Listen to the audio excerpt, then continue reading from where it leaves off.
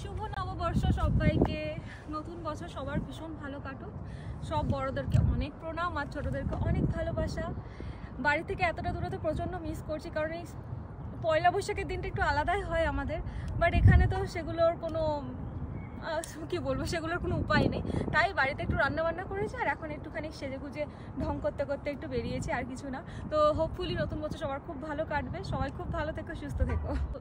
দেশের বাইরে থেকে যদি নিউ ইয়ারে সব থেকে বেশি যদি কোনো জিনিস মিস করি, সেটা হলো ওই হালখাতা যেটা হয় সেটা, আর বাড়িতে যেই মাটনটা হয় সেটা, আর সবাই একসাথে হওয়া সেটা তো অবশ্যই। নতুন জামা পরা, ছোটোবেলার বড়োবেলার নিউ ইয়ার মানে নববর্ষগুলো অনেকটা ডিফারেন্ট হয়।